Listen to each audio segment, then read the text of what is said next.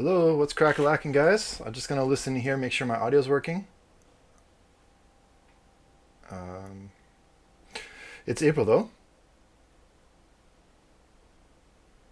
I'm not hearing my audio. Test, test, test, test, test, test.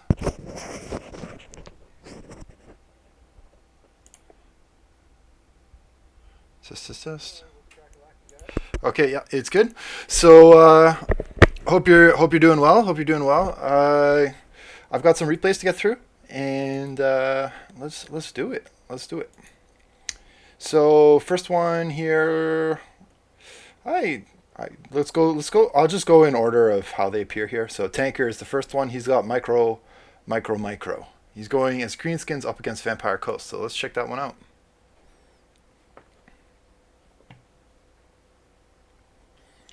Kovsky is playing Vampire Coast, led by Silostra. He's got a lot of monstrous infantry. I guess he was worried about just getting like steamrolled by Greenskin Large. I don't know, like a Ragnaroks or Giants. Maybe that's why you would bring the monstrous infantry. Or if you're expecting heavy cav play, I don't think Greenskins are really known for their heavy cav play. Look at this deployment by Tanker. Super, super wide. Crazy. So Luster is on foot. There's a Queen Bess. I don't know about the Queen Bess against Greenskins. Yes, Greenskins tend to be pretty infantry heavy, but they also have access to a lot of low cost infantry, stuff with stock, stuff that can be stealth, yeah, and just get right up in there. So let's see. Tanker's going to start by baiting out some shots from Queen Bess. Maybe this is why it's called micro, micro, micro, because he's dodging and ducking and weaving, and the Vampire Coast player is probably like, oh man, this sucks. I'm not hitting anything, which is why I think cannons are just the best. Cannons are where it's at. It's hard to dodge cannon shots, at least a lot harder than something like a Queen Bess. And if you are a Queen Bess player, you got to be careful about how you use your ammo. You might also want to split your shots up to make it harder for the person to micro. I've seen Sadao do that a lot, and I've started to emulate that in my own play as well. If you had like maybe one mortar shooting this unit of Forest Goblin Spider Riders, the other unit shooting this of Goblin, and the other in the back, then Tanker would have to micro three things at once instead of just like one, let's say. So some sneaky, cheeky shots are coming in from the Goblin Wolf Riders. They're going to tag, I don't know, Deckhand Mob or Gunnery Mob. Both not bad targets, but I'm going to fast forward a little bit here. Here comes another shot just into the side here. The Gunnery Mob are going to turn and they'll get a volley in before it's all said and done. Shade Wraith Gunner is also going to get a volley in.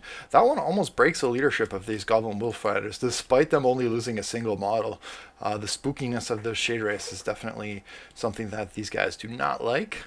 So, patience so far. I think this is too early, way too early for Silostra to be popping this Damn Knight's Errant. She needs to use that as her, like, SOS maneuver when everything's going to hell. Then you drop the Damn Knight's Errant. You can't use it here because Tanker's a smart player. He'll probably just wait for them to disintegrate. And then he'll go in and attack after, because it is a summon. It's on a 1 minute timer, so Tanker could just wait the 1 minute timer and go in after that. Oh, it is going to get in a charge, but it's charging into Skulkers. It's not going to like that too much. Wolf Chariot looks like it was doing some cheeky business here, but yeah, look, it did maybe 20% damage to a unit of Skulkers. I mean, I guess not the worst in the world, but I mean, it could have been used better later to pin things, and now that's one less tool that Coast has. So Salas are going to pop a Song of Enthrallment, and it's going to slow down the Chariot, make it a little bit harder for them to disengage. But she ends up pushing out to the front line, and the Chariot's free again. It's going to try and pull through some Deckhand Mob. It looks like it's getting through okay. Going to make its way back into the archers, or sorry, the gunners over here. Salastra is just eating shots to the face right now, but she can take it decently well.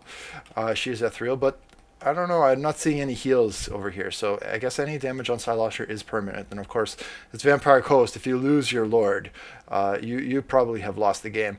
A wind spell goes down here. It doesn't do any damage to that's the Tide Call spell. It doesn't do any damage to the Goblin Big Boss because it's really meant to deal with like ranked infantry. Can do okay on Cav too, but you definitely don't want to use it on individual entities. Here's a big rock from Queen Bess coming down here. Is it going to finally tag something?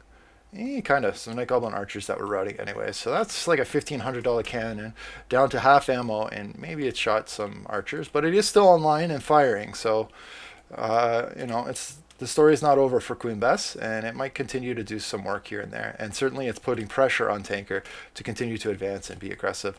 But looks like some Force Goblin Spider Riders were able to sneak in the back door. They'll probably shut down this mortar. They could possibly also just work their way right onto Queen Bess. Looks like these animated Hawks have been a little slow in responding, and Silastro's having like a bit of a hangover from the shots she took to the face a little bit earlier. The Goblin Spider Rider, or the whatever the missile cav, she did chunk off about, and the Goblin Big Boss, she did lose about 30% of her HP. So the Skulkers are making their way in here. They're using the stock, and Tanker's not fooling around anymore. He's popped the Wog. Bounce Bar's still dead even. But I think Vampire Coast are starting to get stretched out a little bit. Orc Boys and the Big Boss are going to get in here and give it to these animated Hulks.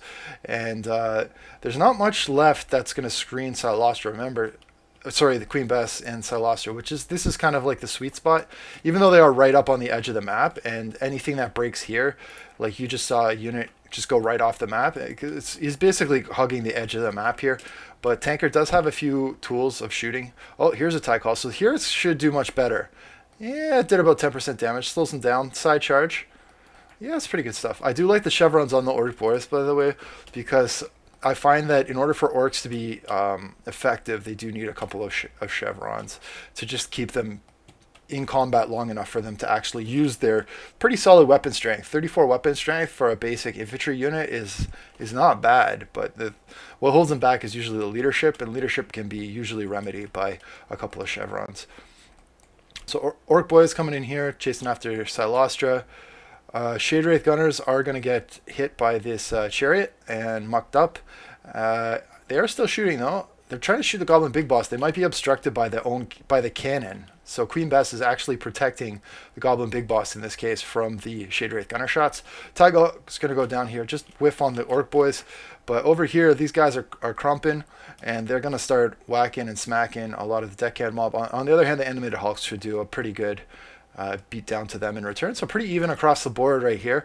Night Goblin Archers just shooting into the pile, but I mean, a lot of the balance bar I think is being held up by artillery pieces, the Shade Wraith and Queen Bess, and a lot of that looks like it's about to drop. By the way, I think the Queen just did a speech, a motivational speech about the whole COVID-19 thing, and I'm not sure, but I think Bess might be a reference to like Elizabeth or some sort of Victorian queen. I don't know the history. I forgot it, but if you're interested, you can look it up. Hey, Metal.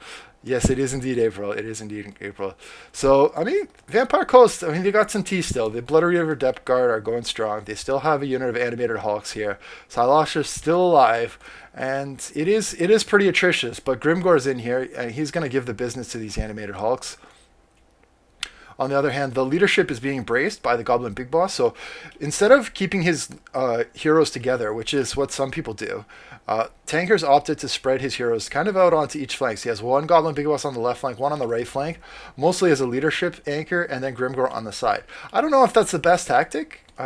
Sometimes if you just like keep the two goblins together, you might have enough like focus of power to just cut through the animated Hulks, and then maybe kite on the other side until this side has been dealt with. But different strokes for different folks, and sometimes there's no right answer. Night Goblin Archers are going to shoot into these animated Hulks over here. Animated Hulks do not have any armor, so they're going to really feel the pain off of that one. And then over here, Skulkers and other things going in on Silastra and just giving her the business. Yeah. All right. So I think balance bar is pretty far gone. It's just the Reaver deck guard, whatever depth guard, and that's it. So congrats to Tanker on that win. It was really tough, I think, to go against an army that was pushed so far against the back of the map. But I think there were a couple of misplays by Koski or things that could have been done better. I don't know if you needed 3 animated Hulks against Greenskins. That was kind of a surprise pick. And then if you have Queen Bess, I think you don't need the mortars. Mortars kind of do the same thing as Bess. You're better off with the cannons or just going wider with chaff. Like, I mean, if you have Bess, it's already enough to make the Greenskins come to you. So, yeah, I think you're better spending your points on other stuff. You're not going to get in an artillery duel with Greenskins, most likely. Or just go like 4 mortars and cut Queen Bess. Like, I think it's overkill to bring it against Greenskins. Unless you're expecting a lot of black orcs, you don't need Queen Bess. Yeah, let's hop on to the next game here. Oh, Queen Bess was Elizabeth's first nickname. There you go. So, uh, all hail the Queen, I guess. I don't know. Canada still technically has some historical links to the Queen, and she's considered our sovereign still. Hey, Squiddy. I'm good, man. I'm good. I've been quietly painting, I guess, a lot on my free time, and then when I have played, it's just been mostly games with friends, and I haven't bothered streaming them. But I've been active, just kind of in a secret sort of James Bond sort of way. So what do we got here? We got a Dino crew. We've got the Ancient Stegodon with the this is the missile damage one and the anti-infantry. So this one has kind of limited range, 115. I think the regular Stegodon is the way to go if you really want to make a competitive list. The regular Stegodon is just so hard to deal with. You got Mazdamundi here with basically a full kit: net, ruination, banishment, and then the Feral Dread Stegodon, not the mega Shredder of Lustria. Over here we have Goblin Big Boss on the flank with some light cav and some artillery. So Tanker said he wanted to experiment with some artillery builds for Greenskin, so that's what we're seeing here. We've got, two lobbers. Neither of these are the Regiment of Renown, by the way. We have Grimgor, I believe. I don't know why it's not showing me the... Oh, it's Skarsnik. We got Skarsnik this time. And, yeah, charges from Savage Boar Boys coming in here.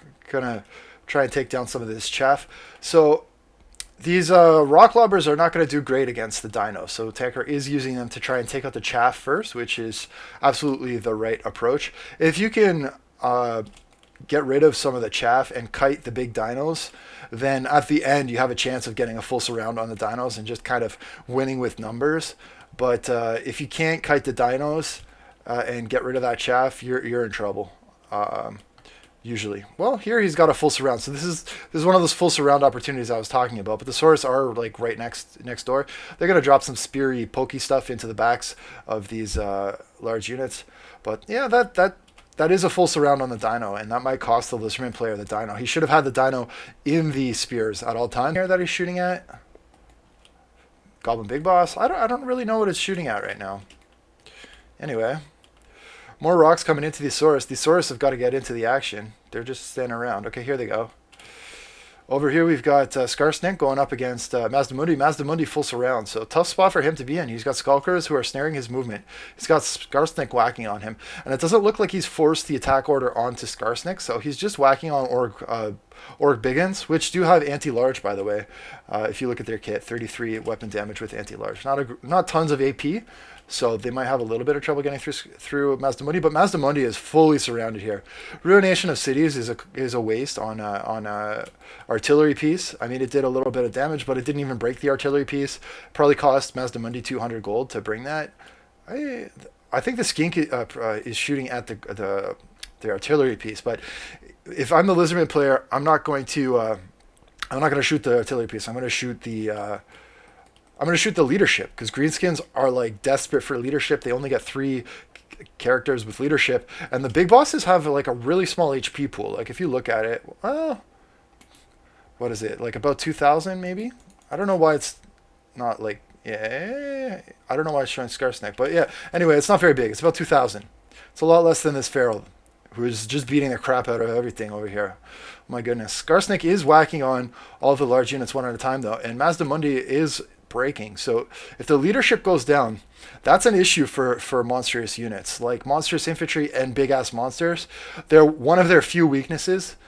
Tends to be lower leadership. Like his base leadership is about 45, and if you lose your leader, it's going to go down to about 30, right? So if Tanker can kill Mazdamundi, that leadership penalty might cause the Feral Dread Saurian to just straight up rout, and then he doesn't even have to fight it. So he's going to send the Goblin Big Boss after Mazdamundi, try and finish the job, but a Skink Summon, not a summon, oh my goodness. April Fools?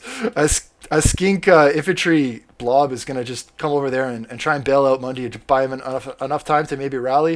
If he does rally, he might still be able to pop an Apotheosis and heal up and fight the Goblin Big Boss with the support of the Skink Priest or Skink Chief. Skink Chief is still shooting the Goblin Big Boss, but these are desperate times to call for desperate measures. That Skink Chief has got to go into melee mode and snare the Goblin Big Boss and give chance for his Skinks to catch up. It is fast, and it's got okay-ish combat stats. It does have, what, 300 and something weapon strength, 310 weapon strength. I mean, he can probably fight the Goblin Big Boss.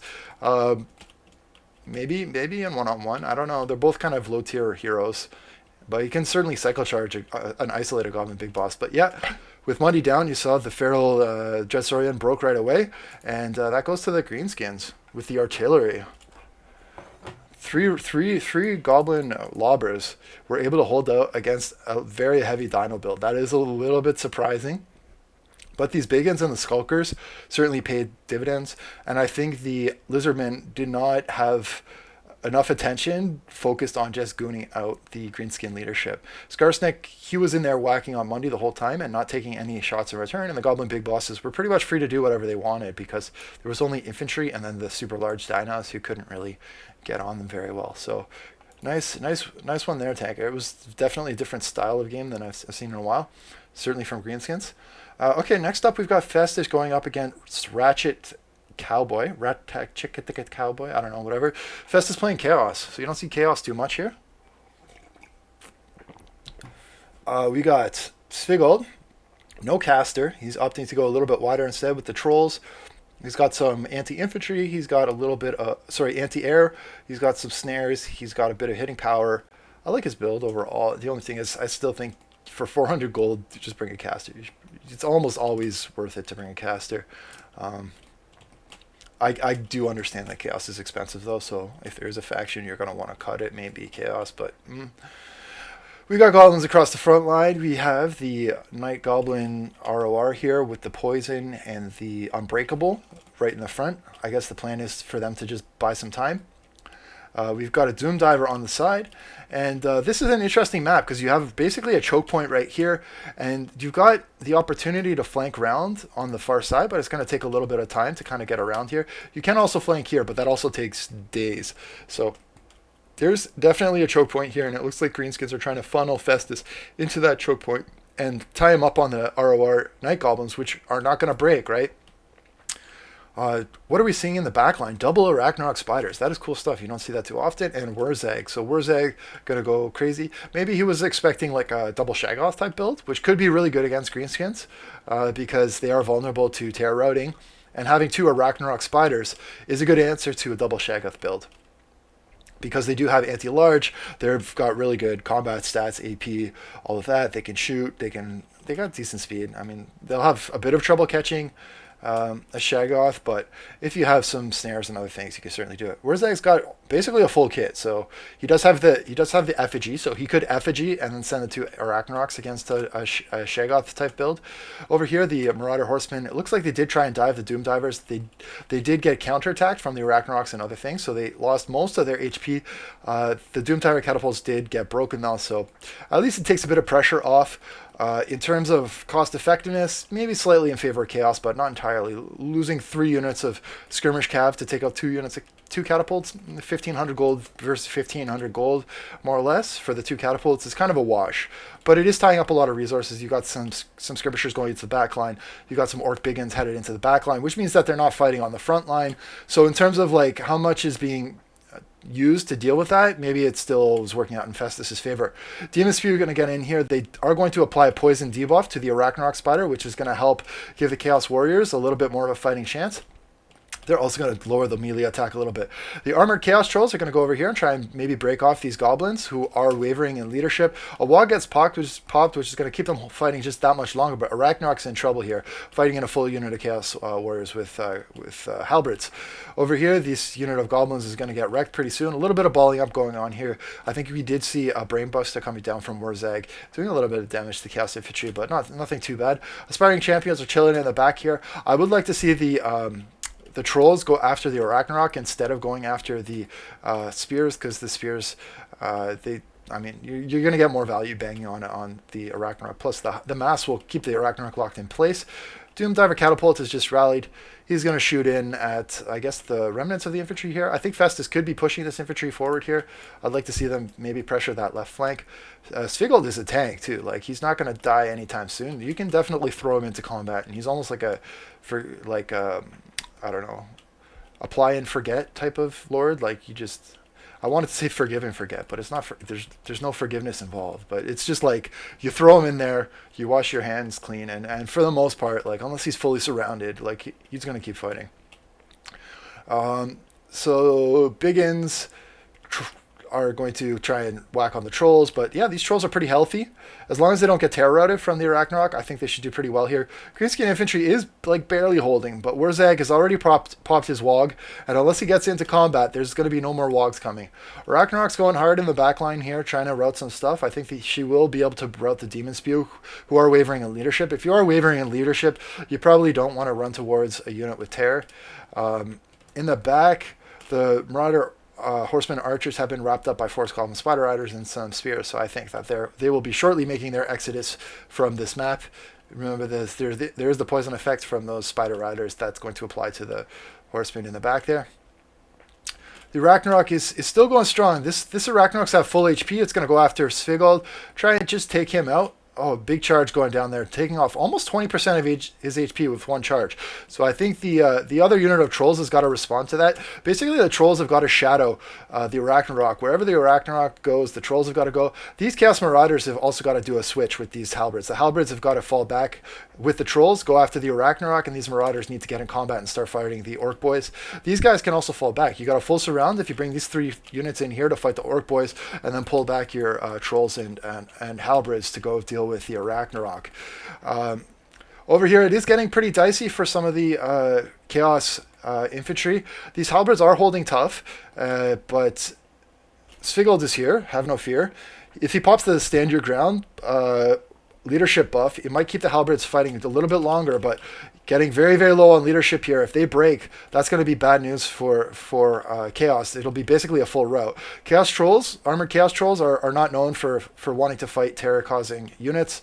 They are wavering, and it looks like this whole flank is basically fully collapsed. I did not see the stand your ground buff go off from Svigold, and without that leadership and melee defense buff, I mean, maybe he cast it earlier. I could have missed it, but without that, it's going to be a full rout over here.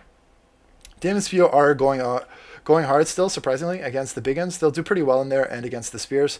It looks like the Chaos Marauders have rallied here, but ultimately what's going to matter here is the Halberds and the Trolls, because you need those to break down the Arachnaroks. If you don't have the Trolls and the Halberds, you're not killing the Arachnaroks, and it'll be just GG. So here comes one brave unit of Trolls. Uh-oh, Wurzag just got another Wog proc, so that's trouble for Chaos. That is definitely not what they wanted to see at this point in time. Svigold's in tough here too now. The Arachnarok is just beating on Svigold. Svigold has no more infantry support. Trolls are going to come over here and try and be the heroes that everyone knows Trolls to be, with their courageous, rotting hearts. Here they go. Coming to take the Arachnarok to Pound Town. It looks like they get partly screened by the Strider as, oh, a nasty effigy of the Git cast by Wurzag on the Trolls is going to pin them in place, prevent them from doing the dirty work they need to do on the Arachnarok. But it looks like they still did get enough of a charge in to break the Force Golem Spider Riders, which is big because that means that there's no screen around the Arachnarok Spider to protect him from being fully surrounded by these Halberds. Festus is going to send the Halberds in here, and now a situation which was looking really bad for Chaos is actually not looking so terrible after all. Wait a second, these guys just got terrified. Well, you do see the standard die buff did get paused, so I mean, I guess Festus did what he could to try and keep these guys fighting, but they should come back. Once the terror effect wears off, they'll come back. Halberds plus Trolls should be pretty good. Maybe Festus wants to pull the Trolls back for a second here until the Halberds can kind of reconnect with the Arachnarok. But yeah, it's really a back and forth battle, slightly in favor of Greenskins right now. Uh-oh, Svigold's going in on Wurzag. This is probably the best case scenario for Festus, to get Svigold in on Wurzag. Oh, look at that charge bonus. Absolutely wrecking this savage, uncouth, uncultured orc. Teaching him about the powers of Slaanesh. Over here comes the Chaos Trolls, gonna try and I guess finish off Wurzag. And remember that whole thing I was telling you about, like the leadership being an issue for monsters and monstrous infantry? That also applies here with Wurzag routing and almost dead. Look at all of a sudden these Arachnaroks, which were once feeling quite courageous, not so much. One of them is breaking. The other one is still like full HP and pretty high on leadership. But if Wurzag goes down, it could be tough for him. Svigold is going to chase him. He's going to get interrupted by Force Golem Spider Riders. This Arachnarok is going to flee and no doubt rally, and maybe that's going to pull the balance bar back to even. But man, what What a crazy game. Like, really back and forth for sure. Wurzag is fleeing here. Svigold is healing HP, though. That's the one sneaky thing about Svigold. Like, the longer the fight goes on, the longer this Auric Helm, Auric Armor, has a chance to be have an impact on the game. Here it is definitely having an impact, because the longer the fight goes on, the more HP Svigold's getting, which is big. He can kill these Forest Goblin Spider Riders, but another charge from the Arachnarok. Trouble for Festus, gets whacked in the buddy and falls down. But he stands up and he's still looking good, still looking fresh. He's like, behold, Arachnarok, how beautiful I am. The best looking... Arachnarok doesn't care. He does not care at all. Svigold is like, well, I'll try again. Gaze into my magical shield of mirrors. And behold how ugly you are. And doesn't matter. Rear charge coming in here. Gonna whack on the Arachnarok. And I think Festus is gonna take this one. Oh, let's see. Wurzag, he does rally. And he buffs the leadership with a get back here on his Arachnaroks. All of a sudden, Balance Bar is swapping back in favor of Greenskins. It's still chaos, but there's a lot of stuff breaking off here. The trolls have broken from the tear. I don't know. You can only break 3 times. And it seems like these guys have run off into the distance a few times. But I don't know if tear affects breaking. I don't think tear counts as an actual like flag. Like, this is a flag. You can only like break 3 times. But I don't think tear counts towards that. Anyways, Svigold, he's going after Wurzag. He's decided not to attack the Arachnarok. Maybe a micro mistake here from Greenskins.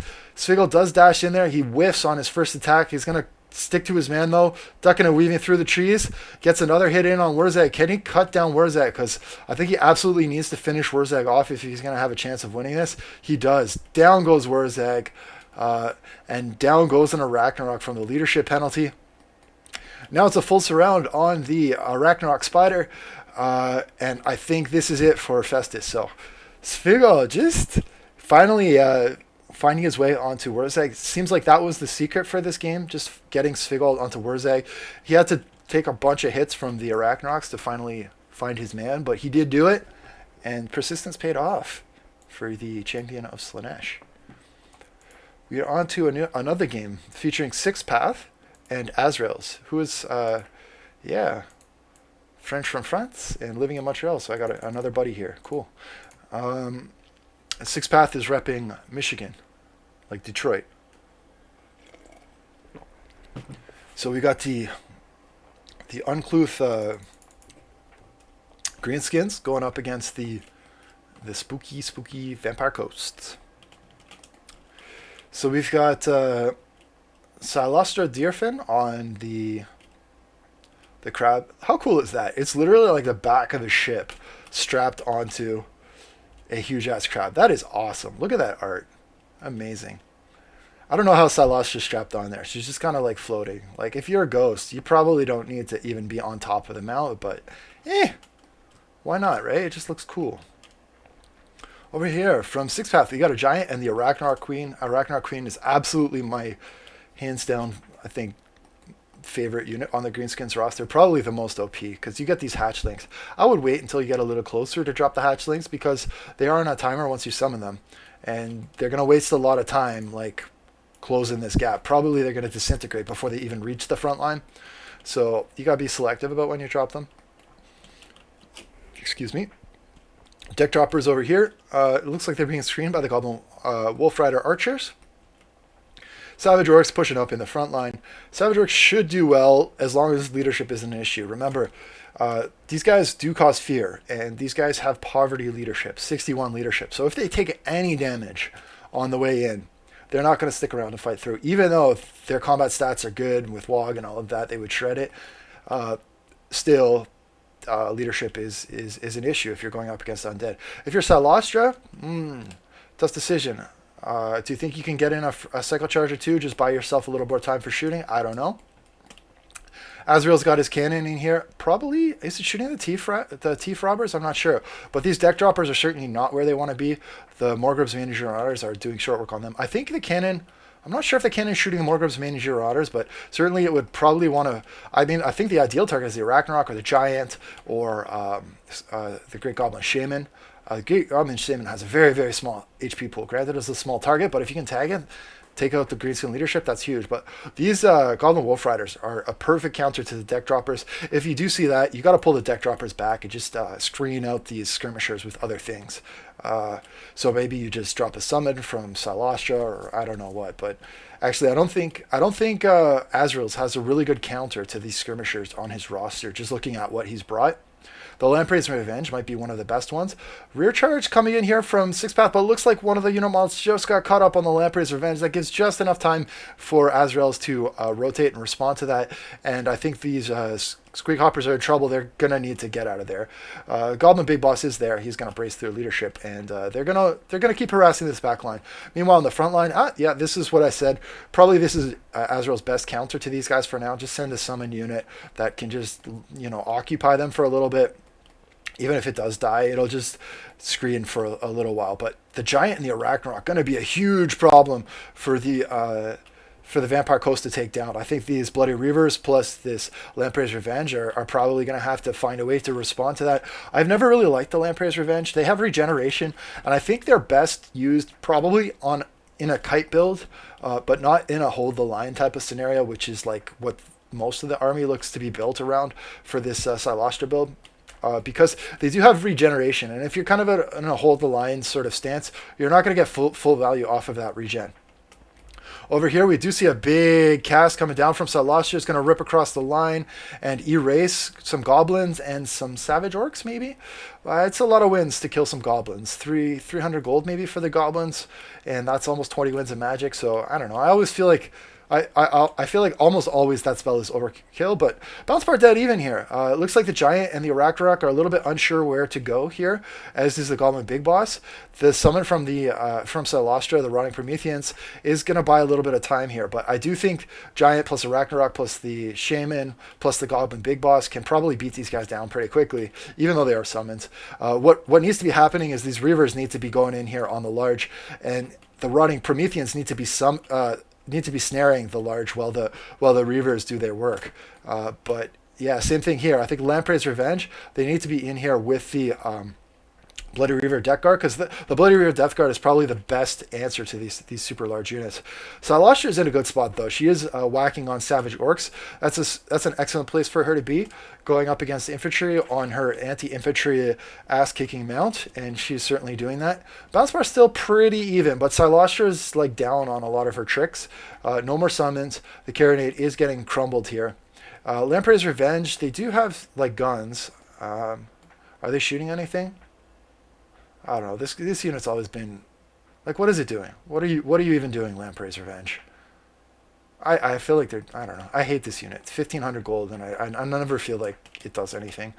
Anyway, Death Guard are getting pulled a little bit out of position here. I think they were beating up some Savage Orcs, but they need to be pulled back now, like ASAP. The Deckhand Mob, same thing. You need the Deckhand Mob in here with the Arachnarok. The one good thing about the Deckhand Mob is they're not going to run away. They will fight to the death. Over here, Silastra is fully surrounded, so that's a tough situation for her to be in. But what she's surrounded by is not very good, and it is enthralled by her enchanting voice right now.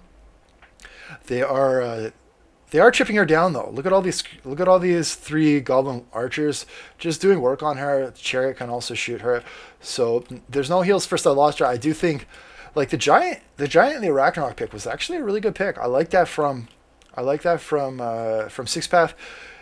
I think that it might have surprised Azrael's, because I don't think he had a really good answer to the Arachnarok. I mean, he did have the Death Guard, but yeah, I think the Rotting Prometheans were just kind of the weak link in this roster, and then not having anything to really screen out these Goblin Wolf Riders was kind of an issue. So I don't know. I think probably just putting chaff in front of them and letting them shoot the chaff would be the way to go. I'm not really sure. Mortars, they're kind of slow to shoot. What else do you have that would be okay against these guys? I mean, dogs, maybe. Just regular dogs. I didn't see any dogs on Azrael's roster, but I don't know. Yeah. I'll have to think about that some more. Goblin Wolf Riders, Goblin Wolf Rider Archers. I think they're a problem for Vampire Coast now that I think about it. So yeah, I mean, maybe I shouldn't fast forward this. So what's going on here? So the Lamprey's Revenge are trying to get that like regen kite and fight to proc, but the Arachnarok is smashed in the back. Goblin Big Boss is there. They're going to crumble out. That's a very expensive unit. We're running Prometheus. Well, Sylostra's still going hard here. She is terror routing a lot of stuff. In here with the Depth Guard, she should be alright, I guess. Like, because the Depth Guard will clear a lot of the chaff. Sylastra can do her work. Is she going to get a charge in on this Goblin Big Boss? We shall see. Goblin Big Boss definitely doesn't want to be playing in Halberds. That's going to be painful for it. It's going to break. Sylastra comes over there. Oh, she's got another summon. Just in time. Rotting Promethean's going to screen out the Giant. Azrael's with the trick up his sleeve. I thought he was done. You got the Depth Guard screening out the Goblin Wolf Riders. Uh-oh. Arachnarok coming in here on Sylastra. That's going to be tough for Sylastra. That is the one unit on the map that she definitely... Well, the Giant as well. She definitely cannot fight an Arachnarok plus the Goblin Big Boss. There's the Rotting Prometheans who can come over here and maybe lock up the Spider, but they're still hitting the Giant, and this is kind of the issue. Like, she can't really fight both. Song of Enthrallment is going to go down. That's going to drop the melee attack of the Arachnarok to 42 and give Sylastra a chance. She is crumbling at this point, though. So, yeah, Azrael is just desperately trying to get some sort of distance away with Sylastra. He dives the spears. He's going to try and wrap him around the Rotting Promethean summon, perhaps. Or no? Yeah. Is he going to try and finish the Giant? I'm not really sure. He could go after the Great Goblin Shaman, but the Shaman can kite 2 Goblin Big Bosses. Yeah, I think the Arachnarok Giant is going to be all she wrote for the coast. Yeah, it would make a good ski coast. Hi, Botrix, by the way. I saw your message, but I was just casting, so I didn't reply to you yet on Steam, but good to see you. All right. Now we have... I'm going to skip that one. Game from... me and Botrix. Going up against Faith and Lizardman. I don't know who Lizardman is. Just probably some random. I think we were just goofing around. So I'm painting, if you know right now, I'm painting some, like a Charybdis, some Corsairs, a Scourge Runner Chariot. And so I wanted to run an army that was like themed based on what I'm painting. And so that's what this is. I don't think Charybdis is the most competitive pick, but it's one you don't see very often. And I had a Beastmaster, so I'm like, yeah, with a Beastmaster and a Beastcaster, like it's still not going to be like, it's not going to be underpowered. It might not be overpowered, but it won't be underpowered. So, you know, let's have some fun with it. I am going up against Skaven, though. Skaven does have a lot of shooting. They can certainly punish a Charybdis. And we've got Lizardmen with a mix of monsters, infantry, some cavalry, heavy Saurus frontline, and some skinks. So leaving the big dinos at home. There's also a King Priest of Heavens and good old Saurus Old Blood. You don't see it often, but Saurus Old Blood, it does work, man. With these 2 buffs, that is an excellent choice. Standard Ground and Horn of Krygor is like kind of all you need to really have a big impact on the battle. You're a small target. Horn of Krygor plus 24 melee attack on Saurus, which usually suffer from like low-ish melee attack. You get Saurus to hit with like 52 weapon strength and like 50 melee attack. Man, that is super scary. That could do a lot of work. So Horn of Krygor, I think, is like amazing. Saurus Orblood might still be my favorite lord for the Lizardmen, because I think that Horn of Krygor is just so good on Saurus and other sort of monstrous infantry. Like the synergy is insane. Over here, Cold One Riders are going to get a charge on the Bolt Throwers, but Cold One Riders, I think these guys, maybe 850 gold. They did tag my Bolt Thrower, but not enough to bring it offline. I was able to respond with the Scourge Runner Chariot and other things, the Beastmaster, to kind of take it offline. I can't recall if I remembered to bring Tormentor Sword.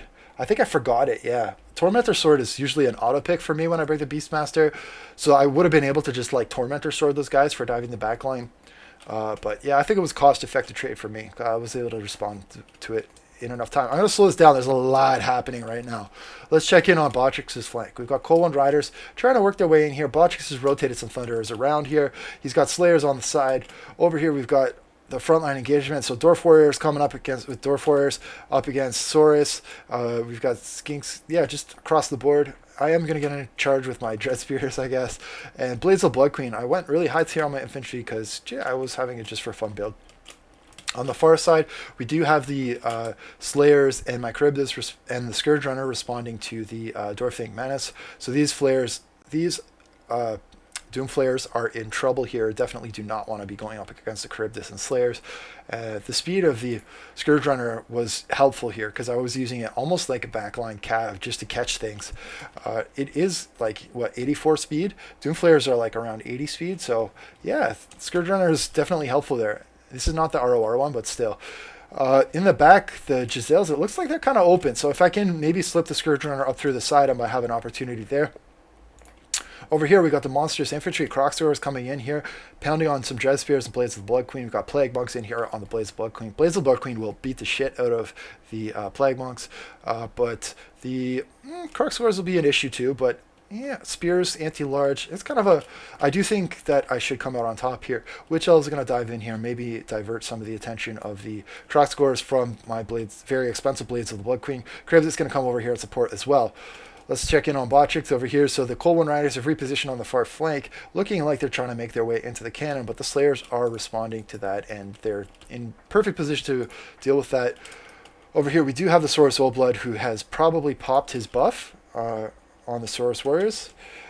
Not yet. Not yet. Maybe a little delayed on that. I think he's got to stand like kind of between the two units, pop that buff. Because the trick is you want to get as many units as possible affected by that buff. So I don't know what he's waiting for on that buff. He does need to pop it ASAP. Over here, we've got the Charybdis. He's bashing on stuff. He might tear out some skinks. They are not known as being the most courageous things in the world. Witch Elves and Plague Monks, that's going to be super bloody. Like, those guys are just going to be like cutting each other up super hard here. The Doom Flayers, it looks like they did rally. One of them got right to the edge of the map, but I guess it just barely rallied, so that's sucky for me. I had to pull the Charybdis back because I think Botrix was taking a lot of pressure here, and I didn't want to leave him hanging. Over here, Cold One Riders, the one that tried to dive my bolt thrower earlier, they did rally. The Warplock Giselles are also active in shooting in, and I think they're shooting in on my Charybdis, and that's painful because I can't regen the HP of my Charybdis. All damage is permanent. Repeater bolt thrower. I had to pull the crew off of the battery over here because of the pressure of the Plague Monks and other things. It just wasn't safe to have them there anymore. And over here, looks like the cannon crew did get pulled off by a push of Saurus Warriors on this far flank. Thunder is falling back here. Slayers were chasing after the Cold One Riders, but just not quite enough speed to catch them. It looks like they are going to escape to safety. I will send some spears after them to try and respond, but Slayers are going to get screamed by skinks. That's really not where they want to be, nor do they want to be fighting Saurus Warriors. Is going to pop some armor and damage resist here. With that, maybe they won't trade as attraciously, but it's looking really dicey for Botrix over here on the far flank. He's got Saurus pushing in on him with the Thunderers. These Dwarf Warriors just not able to hold against the painful front line. Of course, there was Overwatch shooting here from the Rattling Gunners, but I did send my High Beastmaster in here to kind of muck them up. A response from Icar Claw to deal with the Beastmaster because he does have anti-large, but the Beastmaster is much faster than Ikit, so he's going to just skedaddle out of there. The Rattling Gunners might turn around and put some parting shots in there, but a lot of resources from Skaven being tied up here, just trying to deal with the Beastmaster. Meanwhile, we are pushing the Charybdis into these Cold One Knights and start sort of reclaiming this left flank. So the right flank has fallen apart, but the left flank is kind of secure, and we have a little bit of space. If we need to, we can kite kind of to the side here, or just fall back. But at least we have an escape route if we need to buy a little bit more time. Dwarf Warriors here are going to muck up some Saurus Warriors, so they'll probably lose, but they'll hold the line long enough that the Thunderers can probably turn around and start punching some holes through them with their guns. Spears and the Sorceress are going to get in here and whack on these cavalry units. They're rampaging from the Witch Elves. So we are starting to take down a lot of the mobility from Skaven and Lizardmen, and if the mobility is off the field, then our Scourge Runners can do what they want. There is still a unit of Doom Flayers here. There is a Plagueclaw catapult in the back. Botrix has been shooting the Plagueclaw with his gyrocopter, so pretty nice pick from Botrix there with the gyrocopter. Meanwhile, my Charybdis is being shot by the Rattling Guns, which are being braced by the Croxagores, but my Beastmaster is running shop on the Plague Monks while that's happening. And yeah, just craziness across the board. The Thunderers are going to shoot up the Croxagores over here, but cannons are going to break off and flee into the distance. Red Crested Skinks probably could be used to chase the cannons off the map. They are pretty fast. it could finish them decently. We'll see if they rally and come back and have an effect on the battle. I'm not sure.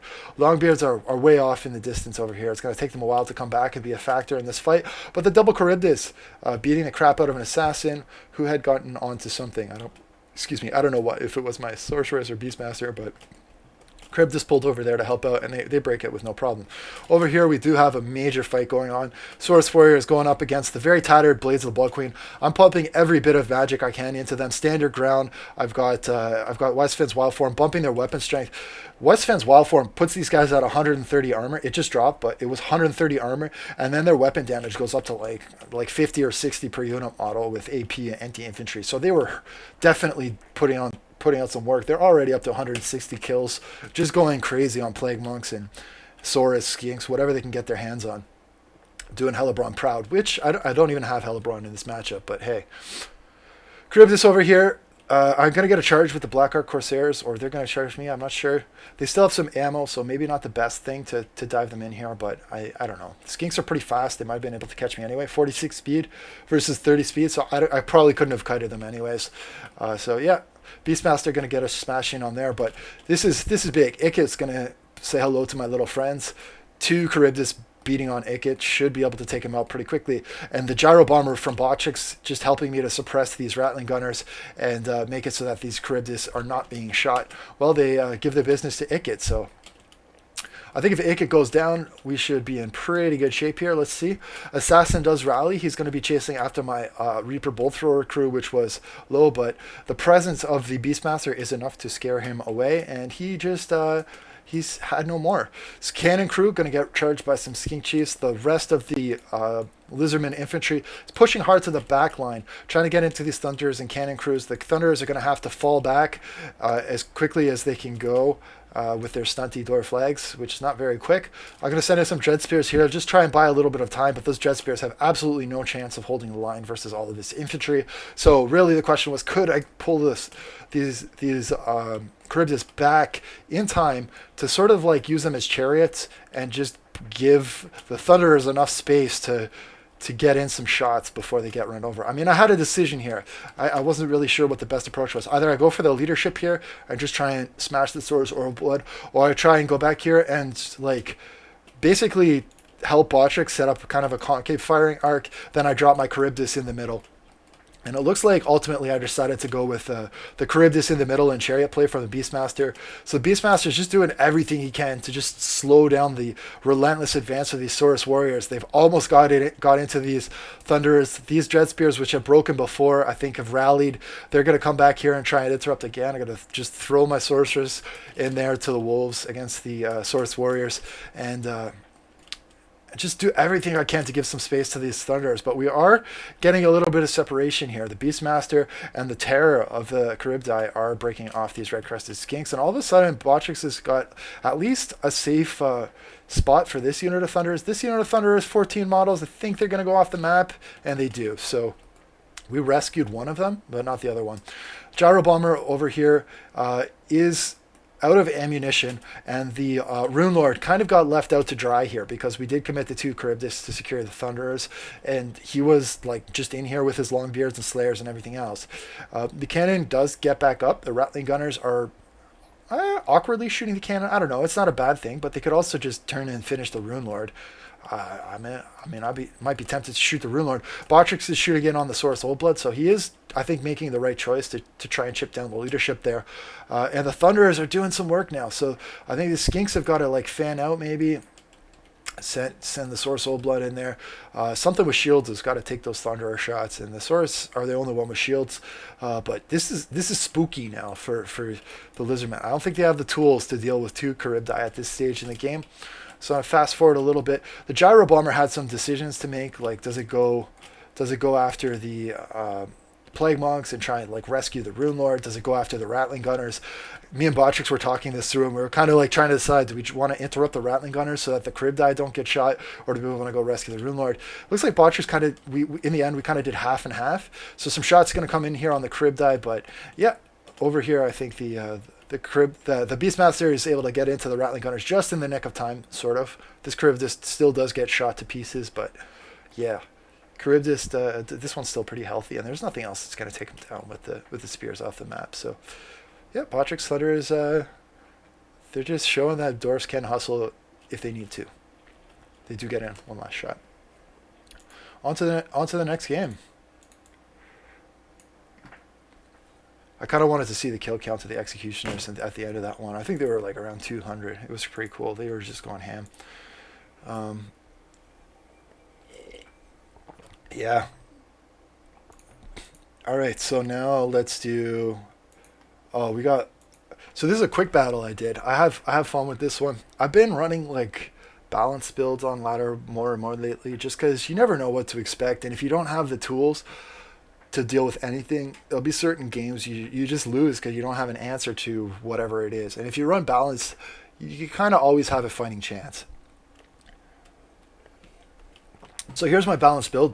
I've gone with Malekith lately because I mean he offers so much against lizards. It's unlikely you're gonna fight a really like heavy air force. So I thought like just bringing him without support in the air would be pretty safe. Instead, I brought 2 units of Dark Shards, 1 unit of Shade. So I did have, like if needed, I did have some anti-air to support Malekith. And guys, this was a really fun game. I think you're gonna like this one. So I had Dark Riders ×2. So 1,000 gold invested in Dark Riders and 1,000 gold invested in Cold One Knights. I've got some Dread Spears here. I've got some Witch Elves, and I've got my Repeater Bolt Thrower. So the Reaper. I'll never get that right. I always say Repeater Bolt Thrower, but it's a Reaper Bolt Thrower. I've got my Reaper Bolt Thrower, who's going to force the Lizardmen to advance. It does offer something for the dinos to think about, and it can outrange the Salamander Hunting Pack, which is a big deal. So I just want to pause on that for a second. So I have a range of 125 on my Dark Shards. These guys have got a range of 125, and they're way faster. With a speed of almost 70. They make it really hard for my Dark Shards to get in a position where they can effectively screen out these Salamander Hunting Packs, and these Salamander Hunting Packs do so much damage. And Dark Elves are very expensive. Like everything they bring is pretty expensive. So anywhere these guys land shots is going to be super painful for the Dark Elves. So the victory condition against Lizardmen builds that have these things is really kind of dealing with them and shutting them down. In terms of the caster, this is a Lore of Fire caster. You don't see that very often. I really question the decision to bring a Lore of Fire caster. What I found is super effective is... I'll get to yours. Did I skip it? I'm going to get to yours. I promise you, Brigade. I will get to it. What I find is really effective, if you are going to bring these Salamander Hunting Packs, because their range it's not huge. It's decent. It's kind of a medium range. But if you bring the Lore of Light caster, or if you bring Mazdamudi with a net, that's where you're going to really get max value out of Salamander Hunting Packs. Because if they can stand still and fire 3 volleys, they'll erase pretty much anything in the game. But if because of the short-ish range, if they have to like fire and then fall back, fall back, you might not get full value. So my recommendation right away is just get the light caster. Does he have fireball, by the way? He does. So he can pitch fireballs into Malekith, but I kind of don't care. Probably the most painful thing would be to pitch the fireball at the master, because the master doesn't have access to heals, whereas Malekith does. Malekith has got it. Here's why I like Malekith in this matchup, because he has Word of Pain. And if you are expecting big dinos, what you can do is you can debuff the melee attack of the big dino. Let's say Skink Chief on this thing, or the Mazdamundi, whatever it is, or like even Heavy Cav, and you buy yourself a little bit of time. So as long as you get a one-on-one fight, you can trust that Malekith is going to win it. If you get a 2-on-1 fight, like if I'm fighting the Dino plus the Saurus Scarvet, I'm going to lose with Malekith, because I can't Word of Pain both of them, but I can Word of Pain one or the other. So Bolt Thrower is shooting at something. I don't know what it is shooting at. Maybe the Slann Mage. That's probably the best choice. I will drop us a snare here on the Skink cohort, just to buy myself a little bit of time here to get in a charge on this other Skink cohort. What I'm trying to do is disrupt his front line and have it come in sort of piecemeal. I don't want everything arriving all at once so that I go overrun. On the far flank, Chameleon Skinks, these are also a nightmare for Dark Elves to deal with. I'm going to try and pull the Dread Spear screen in front, and then I do get in a charge with the Dark Riders, who I guess, let's see, the Dark Riders, are they affected by the poison? They are affected by the poison here. They are going to get in the charge on the Chameleon Skinks nonetheless. But combat stats 2024 with poison. These guys only have 24, 28. So like honestly, the Chameleon Skinks might even just be able to beat the Dark Riders, even if the Dark Riders do get in the charge bonus. That's why, at the very least, it'll be atrocious. And the Chameleon Skinks are only like what 600 gold. These guys are 500 gold. So that's why I say they're like a nightmare matchup. Like even if I counter with my Light Cav, it's still not like a super good win for me. And yeah, and like I don't know, the Dark Shards have trouble like trading shots. So anyway, Dark Shards are gonna get charged by some Skinks here. Over here, Bolt actually it looks like my Bolt Thrower is on spray shot. So I messed up with my Bolt Thrower. It should be on single shot, and it should be sniping either the Salamander Hunting Pack or the Salon Mage Priest of Fire. I don't usually bring artillery, and I'll be honest with you, I'm still pretty bad with it, but it should be shooting the Salon Mage Priest for sure. And then the Salamander Hunting Pack would be option number 2. But anyway, Malekith getting in here, he's able to tear out a unit of Skinks. Cohort of Sotek is going to come in here and try and use their AP to deal with Malekith. I can pull him out of here and do other sort of things. There's another 2 units of skirmishers over here on the far flank. Another nightmare sort of scenario for me to deal with. I will send in some Dark Riders to respond to them over here. So Dark Rider is going to lock them up a little bit, maybe prevent them from shooting Malekith, at least for a little while. The Noble is going to get in here, so this is where I've had some success. I just dive my Noble into these Salamander Hunting Packs. That's been honestly, one of the few counters I have as Dark Elf to deal with these Salamander Hunting Packs. Because it is an individual entity, because he is pretty fast, the Salamander Hunting Packs do have a really hard time kiting him, and he can chop them up like pretty well. So that's my best answer to the Salamander Hunting Pack. There you go. You know my secret now.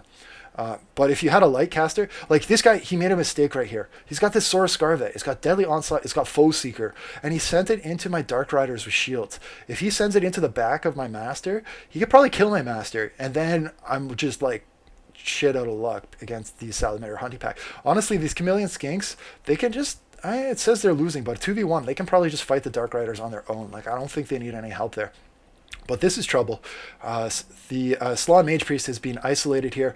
Malekith is licking his chops. He's going to go in there. Hargonath Executioners, they're there as well. Not really meant for fighting Salons, but yeah. Balance Bar is slightly in favor of my opponent at this point in time. I do have a little bit of trouble myself because the Skink Chief is in the back line with the Shades, and he's coming right up into my Repeater Bolt Thrower. So tough situation here, but my Dark Shards are free. I think they are not shooting into the best thing. They're shooting into some Skinks here, but I guess I didn't. I probably should have had him shooting in on the Skink Chief. Probably they will reposition at some point in time, but yeah, the Shade's just not able to kite, I guess, the Skink Chief. They do have a speed of only 31. Even though I was trying to pull them back, the Skink Chief does have a speed of 50-ish, and the Skinks themselves are super fast. So the Shades are just getting overrun over here. But meanwhile, I'm going for the jugular, going right after his leadership core, and he's decided to pull back his Skink Chief, and instead of committing to like smashing my backline, I think he's decided to shoot. So he's decided to shoot in on my infantry here. Maybe he's gonna dive him into melee. I don't know, but like at this point, I think my opponent just needs to call a spade and just realize that his Salon Mage Priest is basically dead. I mean, he could send the Sora Scarvet over there maybe, but like that's pretty much a lost cause at this point. If I were my opponent, I would probably just commit to trying to win this backline, get rid of these Cold One Knights, and maybe cut up some Witch Elves, and just keep the pressure on the Shades and the Bolt Thrower, and at least if that's off the field, maybe you can use the Skirmishers to shoot down Malekith or whatever else, but. Anyway, Balance Bar still in favor of my opponent here.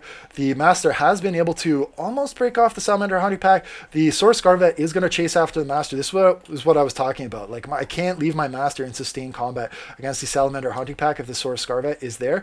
I'm desperately trying to break them, though, because I don't want them shooting in at me, but uh-oh, that's trouble. Master's going to get rear charged by the Sora Scarvet while he's still fighting the Salamander Hunting Pack. Fortunately, just enough damage to break them. So they are going to run away. Meanwhile, look at my Master, just getting thrashed by the Sora Scarvet. He went from like 80% HP down to like 10% HP. So super, super painful, like atrocious trade. For me, it's worth it though if I can get these off the field. I do have my Dark Riders in reserve. If I'm paying attention, maybe I can use them to chase off the Salamander Hunting Pack. I don't know. Remember that whole 2v1 thing I was talking about? Yeah, this is it. So Malekith can fight one thing, but he can't fight two at the same time. He was taking a lot of damage here from the Skink Chief. And look at this. Temple Guard plus the Skink Chief is beating up these Hargonath Executioners. I'm going to drop a Chill Wind to try and even the odds there. That is going to maybe stabilize the leadership a little bit. Here comes a Gaze of Malice on the Skinks again, just trying to give these Hargonath Executioners a fighting chance. They are just trying to be brave in here, but they're going to get bulldozed by the Skink Chief. Their Terror is probably going to come in, kick in. Temple Guard plus the Skink Chief should be able to break them. But over here, it looks like the flank has stabilized a little bit because the Skink Chief pulled back. That meant I was able to secure some resources with the Shades and the Cold One Knights. I can use those to maybe break off a lot of these sort of like loose, tattered units that were unsupported. So all of a sudden, I've got like a decent chunk of my army that's okay here. Malekith, where the hell did he go? Oh, I ended up committing Malekith to chasing off the Salamander Hunting Pack. He was low-ish on HP anyways. My Master did rally because he's fast enough to escape the Saurus Scarvet. The Skink Chief is going to come in here, put in some shots on my Masters. My Master's already wavering just from those shots. So I was like, I gotta get him the hell out of here. He might even break before he can get out of range. Yeah. Look at that. Look at the volleys. Like, they just go like all over the place. Crazy. Skink Chief is sitting on around 20% ammunition right now. His balance bar is still dead even. This is a super crazy fight. I do have like really low HP Dark Riders and really low leadership Dark Riders, really low leadership Skinks. So I'm just trying to like milk every little bit of value that I can get out of my army here. I think I tried to get in a charge or like tried to go around them. It looks like I fucked up the charge there. Yeah, I noticed that just in the nick of time. Those guys started to win. These guys almost broke off, but I was hoping to get into rear charge, but not that important. What's more important is over here. I do have the Dark Shard shooting into the Skink Chief. Temple Guard and Witch Elves are going toe to toe. Witch Elves will probably lose to Temple Guard. Dread Spears will lose to Temple Guard. Looks like the Saurus Scarvet is going in the back line, diving my Dark Shard. So pretty bad over there. But Malekith is back, and he's like, guys, it's time to get this situation back under control. In the end, I did get in the charge with the Dark Riders on the Skinks over here. Hopefully they're going to break. It does say I am winning combat with the charge bonus. The Master just barely dodges the Skink Chief, who goes in there, tries to plow him. I will get the Dread Spears on him. Big breath attack going to go down on the Skink Chief, but it looks like it misses and mostly hits my own Dread Spear. So I was like, crap, that sucks. Malekith is going to get in here, get a little 2v1 action going on the Skink Chief. Nice and kinky, like how the Dark Elves like it. Meanwhile, the Witch Elves are like dying horribly here, but they are locking up the Star Chamber Guardians for a little bit, which is huge because that's allowing me to isolate the Skink Chief. But the Saurus Scarvet is pissed off. He's going to come over here, try and whack Malice in the back. So again, Saurus Scarvet plus the Skink Chief can beat the shit out of Malice. I'm very low on Winds of Magic at this point. I will drop a Gaze of Malice into the Star Chamber Guardians, just try and take out as many unit models as I can. Shades are rallying in the distance here. Remember, the longer I hang around here, the more damage I take. Skink Chief is continuing to shoot me. I decided to take the brave approach and just get in a charge on the Saurus Scarvet. If Saurus Scarvet turns around and just fights me, he can probably kill Malekith. But he kind of becomes a little chicken and tries to run away, which allows me to escape. Fortunately, Dread Spears are going to break here, but I do have some AP shooting left over. In the back, I've got some very tattered Cold One Knights who chase something off. I think the Chameleon Skinks, I think I've probably forgotten about them because they were so far away and I was busy microing Malekith. But Dark Shards are back. Shades are back.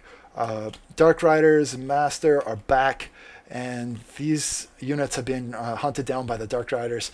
So now, if I can just bring down the Skink Chief, then it should be hopefully a good game for me. But I do have to protect my shooting. If I lose my shooting, it's over. So a couple shots going in here on the Skink Chief. Saurus Scarvet's going to shut down this unit of Shades right away.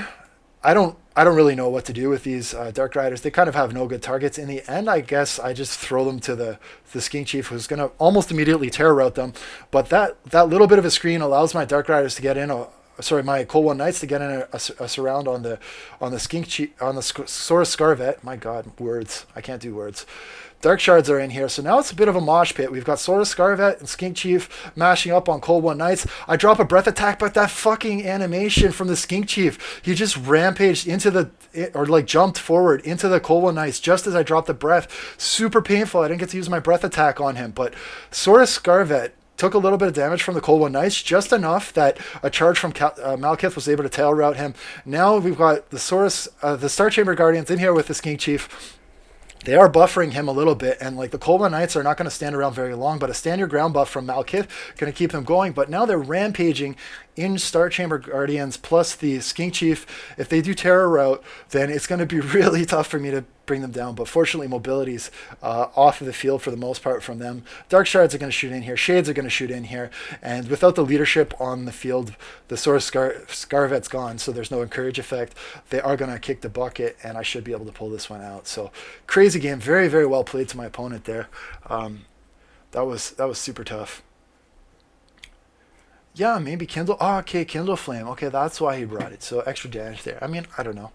I think just a net. If he had a net, he could have netted the master, and like they don't need more damage. They already do so much damage as it is. So, but cool, creative build from Noor. He played it really well for the most part. He certainly knows what Dark Elves struggle against. Chameleon Skinks and Salamander Hunting Pack are nightmares for Dark Elves. And he brought 4 Chameleon Skinks, so yeah, tough. But the Dark Riders, I mean, they held their own. 119 kills, 76 kills. So atrocious, but they did okay. And yeah, I think we were just able to isolate a few like of the key units in their army, and losing the Salon Mage Priest early, I think that hurt Noor a lot. But he played a really good game. Am I going like, man, I don't even know how I'm doing this. What did I... So we did Dark Elf versus Liz. I have another game. I think I messed up the order here. I gotta like figure out what the order was. Was it by save date? 6-path. So we got a game from Metal Brigade here. Let's do that one. And then I think I have one more game for myself. Yeah, I got one more from myself after this. So let's do Metal Brigade, and I'll save my game for the end. All right. We've got Oh, I'm in this one. Metal Brigade playing Doors, myself playing Bretonnia. We've got Tanker playing Warriors of Chaos, and 6-path playing the Bloody Hands. That's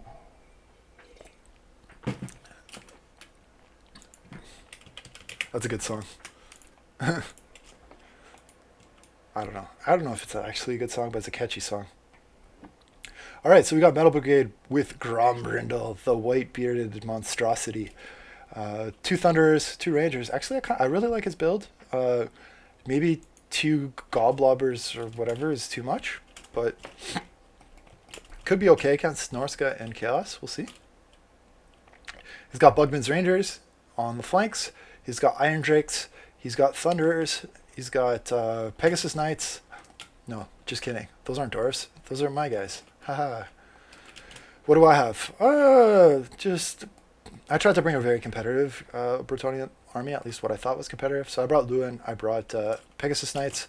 I brought Gotrek on foot, who would just kind of give me a real deal anti-large option for the infantry. I brought a Damsel of Heavens with some debuffs, Urnan's Thunderbolt and Wind Blast. I don't get to use that very often, but with Lewin Kerr, it's one of the opportunities, I think, for that. And against Chaos Infantry, it could be pretty decent. So yeah, now that we know where they are, looks like 6-path's going to take a little bit of a tag here from some chaff. Lewin Kerr might even get in there. He doesn't really give a shit about missiles. He does have a lot of missile resist. He's got regen, so he can deal with that very well. Mounted Yeomen also have pretty good speed. And if you're shooting up in the air, that means you're not shooting in the ground, which means that you're not tagging me with poison. So the poison shot's going into Lewin Kerr, which means that these guys are full speed. They will have the speed to catch the goblin archers. So you might want to split your shots in that case if you want to keep those guys alive. Golden Hound's coming down here from Sartorial into the Longbeard. It's going to soften them up. Longbeards are a nuisance to get rid of, just period. It looks like the hard push is coming through the woods. It's going to screen a lot of the infantry. For myself, I wanted to shore up this flank so that there was no opportunity for the Chaos or Greenskins to kind of attack from this side. Make it a little bit simpler for Metal Brigade to just shore up that right flank. And I wanted to plug this hole, basically. Over here in the back, the Yeomen are going to get countercharged by some Chaos Warhounds and some Trolls. So I'm going to fall back over here, but they did their job. Already 1 unit of Force Goblin Spider Riders has been taken off the field, and the rest have basically fallen back to a place where they're not going to be effective or having much of an outcome on the battle. At least not yet. Savage Orcs going to come in here. Grombrindle is actually going to take the charge and obstruct the charge of the Savage Orcs, which means that the Longbeards can counter charge without taking that charge bonus from the Orcs, which is kind of nice. Hammerers are going to come in here. They're going to do really, really well against pretty much any infantry. As long as the Hammerers are fighting, they're going to smash the crap out of everything. And there's 2 units of Hammerers here from Metal Brigade, and they're going up against infantry, which means kind of a win scenario for them. On the far flank, we've got some Goblin Big Bosses and Squigs, which have gotten their dirty little paws into some Bugman's Rangers and some Iron Drakes, taking them off very quickly. In response, Metal Brigade's going to send over some Slayers, and the Slayers are going to certainly make them pay for that brave little action. Goblin Shaman here from Six Path, he's got the Unbreakable, he's got some snares. Okay, so here's the thing. I mean, Gorkle Fixate, this is an awesome spell.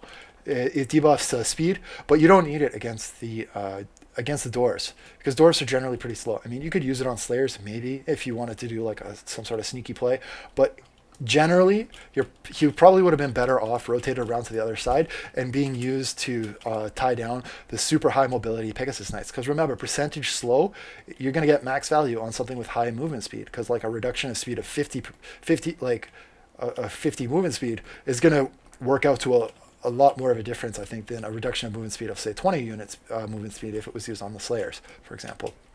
So you just get more value from your spell. Over here we got the front line. Just the Bretonnians trying to hold against the onslaught of Chaos Marauders and other things. Chaos Warhounds are going to get stuck up in here. Tanker's gone with kind of a heavy sort of smashy build. Gotrek has found his way onto Sartorial, though. That's really painful for Sartorial. Sartorial is taking a lot of missile fire here, which is just kind of keeping the pressure on.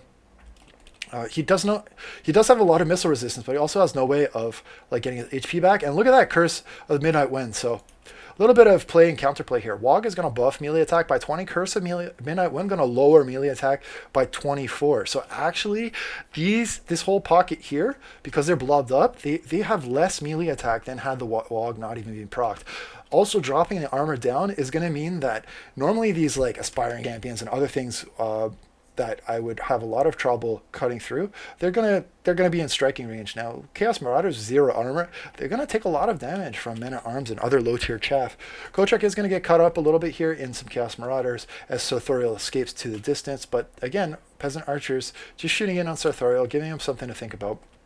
Grail Relique buckling the leadership here, and yeah, so a little bit of a scrambly match here. Bounce bar pretty even, but Goblin, what is this? Squig Hoppers, Goblin Big Boss have gotten into the Grudge Thrower. They're going to shut that down. Also, we've got a unit of Squigs getting it on the Thunderers while wogging. That's going to be a really nice situation for them. I think they will be able to kill that probably unit of Thunderers. Thunderers are kind of scrappy though. They do have 80 armor, which is crazy for like a missile unit. 80 armor and like melee defense in the 30s. That's pretty good for a missile unit. So they'll hold on a little bit. Goblin Big Boss is mucking up a lot of stuff in here, mostly crap. And like, but he doesn't have anything with him, so it'd be nice if he could kind of get these guys to pull through here. The Giant is whacking on the hammers, pretty nice spot for him to be in. But Grombrindle's here. If Grombrindle goes over there and does some business to the Giant, it should be pretty good situation for the White Dwarf. Let's check that out. Actually, Metal Brigade is going to send in. It's like I have a crystal ball sometimes. He is going to send in Grombrindle whacking on the Giant. The Giant, of course, can dish it right back to Grombrindle, so it's going to be a little bit atrocious. But Grombrindle has a pretty high HP pool, and he also has the Overwatch fire from the Bugman's Rangers and other things, if needed, to shoot into the Giant, lower the leadership. Lewin Kerr is going to get in here, drop the Sword of Caron, and try and finish off the big chicken with an Alpha Strike from the Bertronian stuff, as they are wont to do. In the back, I've been chasing off those Marauders and other things, so I'm going to need to pull those resources back here and use them to chase off Trolls and other things that are starting to break now. The Chaos Trolls, they're known as a unit that will flee, heal up, and come back into the fight, and do that multiple times. So I really need to have these mobile elements in my army to make sure that they stay off the board. Of course, losing Sartorial is going to make it that much harder to convince these Trolls to stick around and fight. If they see their chicken go off the field, they're going to wonder where their next meal is going to come from, and they're going to be less likely to want to hang out. Chaos Trolls are in here smacking and whacking on some Men-at-Arms. Not going to do too much there. battle pilgrims and other things. Gonna poke these chaos trolls, the armor chaos trolls, pretty hard. Over here, things are starting to stabilize sort of for Metal Brigade. He does have the Grudge Thor that has rallied. He can start pulling that back here. He is kiting with his Bugsman's Rangers. Decent foot speed.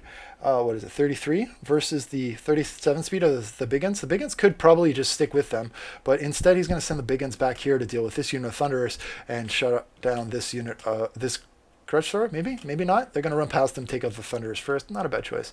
This Bugman Ranger is actually, I don't know why, but the Squigs decided not to chase them. Maybe they saw the flamethrowers come. Probably it's because of the flamethrowers. This Goblin Big Boss is in tough here, though. Fully surrounded. Looks like the giant did die from Ground Brindle. Or no, it ran away, maybe. There's 2 giants here. Man, I didn't see what happened to the other giant. I don't know. There's so much happening. Crazy. These trolls are being chased around by Gotrek like he's got a hard-on for them. And he definitely does, let's be honest. He's like, you may think I'm short, but not everything is short. Here it comes with his big-ass axe, right into the trolls, and he's going to keep running with his stunty. Oh, there he goes. Doing absolutely nothing. But he scared them away, so I'm down with that. Look at 4 units of trolls just going crazy over here. But leadership issues. Leadership. 1 unit of Peg Knights just breaking all of them, basically. Just he's bowling with trolls right now. Bugman Rangers have secured this far side. The Giants are in tough. Like, they're fully surrounded. They're flash bombed. Their melee defense is down. It's dropping them down to 6 melee defense. So they're going to take every single hit here. The Slayers do have the foot speed to cut down the Giants. They're not giant Slayers, but the good old-fashioned Slayers will still slay a giant, I promise you. And counter-charge maybe from some Savage Warrior begins, but Bounce Bar is starting to go. I think the Peg Knights are going to be able to chase off the trolls with the trolls off the map. The infantry will get full surrounded. The beatdown from the hammerers is going to take effect. And then it's just a little bit of leadership sniping to secure the deal here. So I don't know if you want to go to the end screen, but I think you can see how this is going to play out at this point. So well played to Metal Brigade. Cool build from Six Path to bring the double giants. Could have been effective maybe. I don't know if the Goblin Shaman matched up very well against the Giants. Tanker, I'm gonna say you still got to be careful with Sartorial, even though it does have all that missile resist. And then, if you bring the trolls, maybe bring what else? Does he have Crown of Command? I don't remember. Maybe bring Crown of Command so they stick around and fight. I got one last game here. Going up against a guy named Orkman. So let's see how this goes.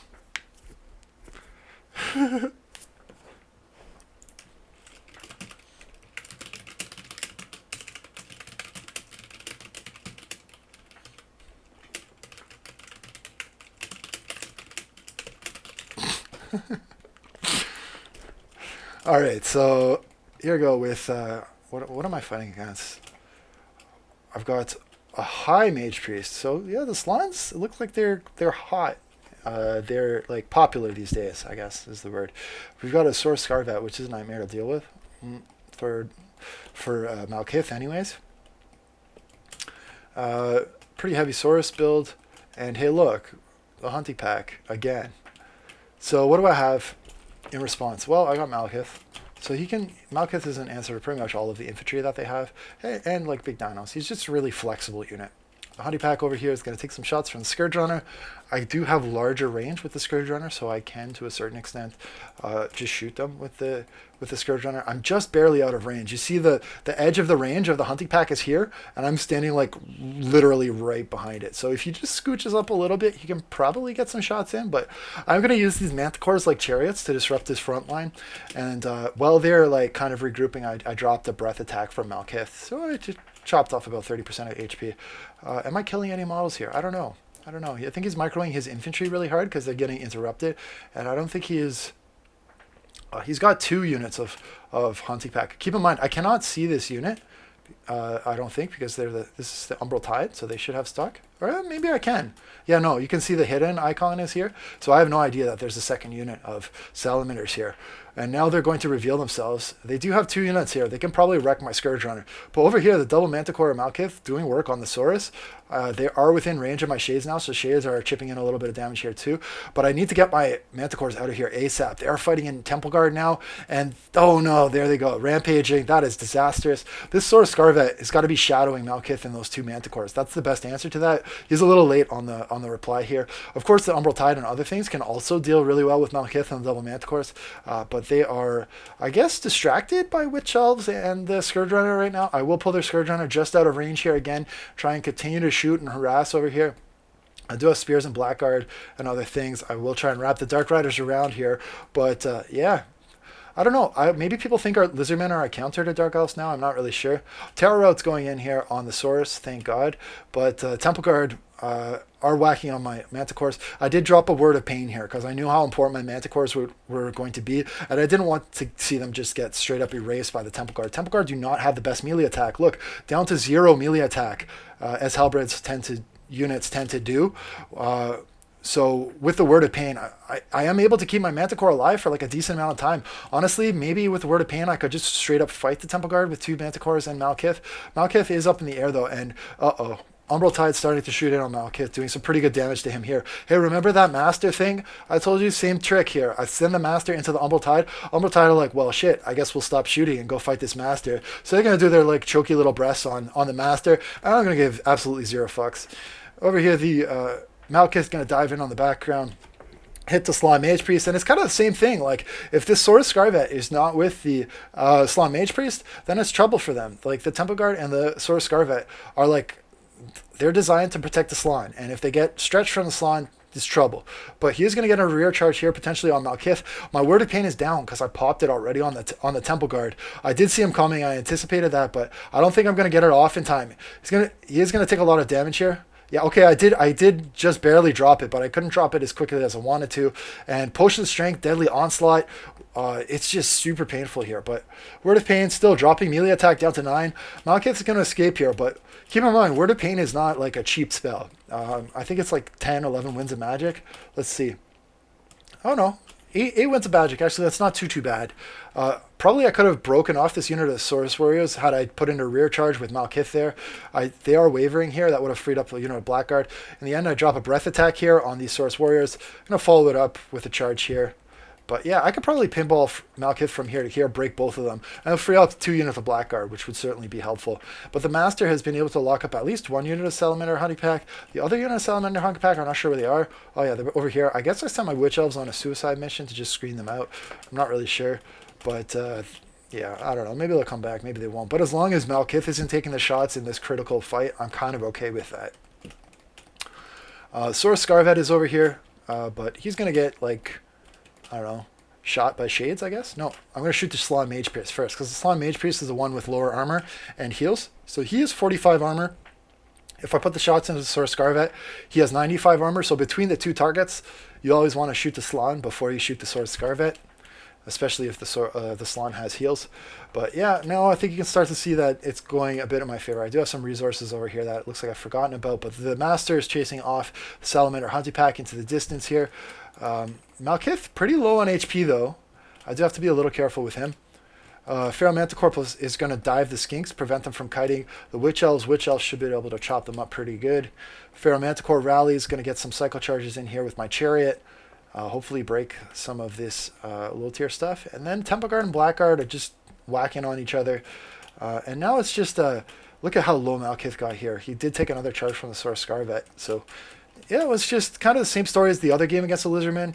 Just trying to stay away from the big powerful monster dude. Last time it was the Skink Chief on the Ancient Stag. In this case, it's the Saurus Scarvet on the Carnosaur.